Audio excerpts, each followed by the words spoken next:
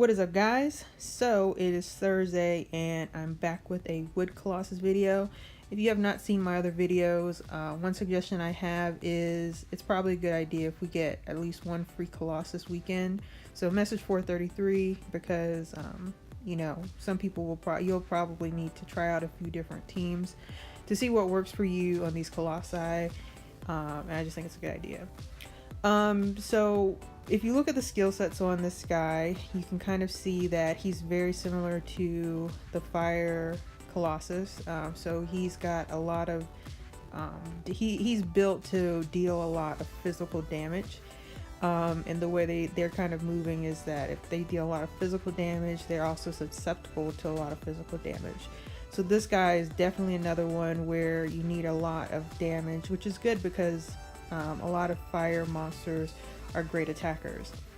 So as you guys can see, I'm using one monster who is kind of questionable here, and that is the Fire Indra. So you know, the Fire Indra isn't really gonna, so he's a little bit, his skill sets are a little locked down here because he already has the elemental advantage, so he's not going to gain anything from his first skill, which I decided to take that chance because he's already fires, he's going to do more damage, and my particular Indra is built very glass cannon, and he's got a fair rune set on him, so he's already going to do pretty good damage, even though he's not going to benefit from a first skill. So you know, the other thing about this particular Colossus is he does deal a lot of damage. His minion healer has an attack up, and once that heal attack up gets on your monsters, it's almost game over. Once the attack up is on the Colossus and the Colossus hits your monsters, it's almost game over, especially if you've got a glass cannon build on most of your monsters. So you know, it's not just something to think about. One strategy I did try was I tried to incapacitate the healer minion, and he resisted a lot, so I'm thinking that he's got a lot of resist on him. He's resisted almost everything I tried, or every status effect that I have on my teams.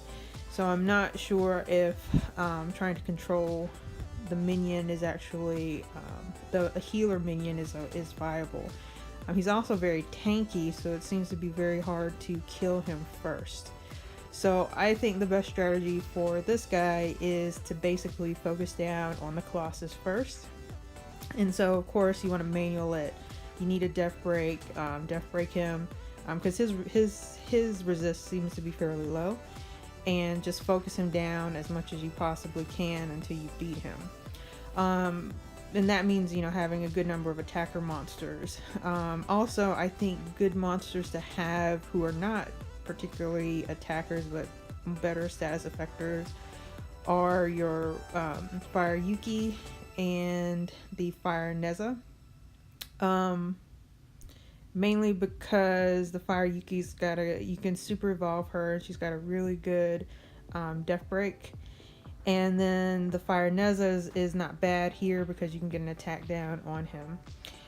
So the strategy that I went for is I will use my glass cannon attacker team, which is the first team, to get him down to just above half health. Then I swap him out to the second team, which is basically earmarked to die. So you can do as much damage. So once he's at half health, then you know, use them to you swap them out and you use them to kill him. Now you could probably use swap the teams out so that team just gets him down to half health initially, gets wiped out, and you just use the next team to clean up. But I think that this is how I ended up winning, which is swapping them out initially. But yeah, guys, I think the Evo 3, unfortunately the Evo 3 Nat5s are really nice to have here, because like the Fire Indra, as you guys can see in this particular run, he took a lot of attacks very well, even with the Colossus having an attack up, and he doesn't have a whole lot of, he doesn't have a dedicated HP or defense gem on him. He's built full glass cannon on a ruin set, and he really took the damage very well. So to me, that tells me that the Nat5 stats at max level are very helpful. So if you've got a good attacker Nat5, try him on this particular team. But yeah, guys, so I'll summarize it again for you, because I know I say a lot of stuff.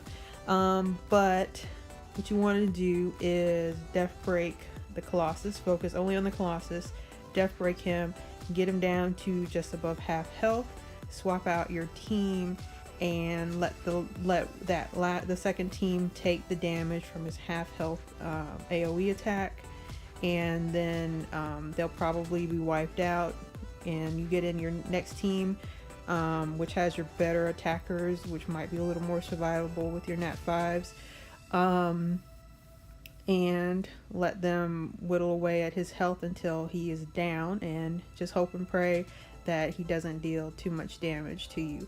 Now also the Yuki, as you guys, I think I showed you guys, my Yuki is not built glass cannon because she's more of a status effector. So her survivability is helpful with the Nat5s as they survive. She can get the death break off. And also the Indra, as you guys can see, the Indra seal was really helpful here, so that definitely helped to control the damage.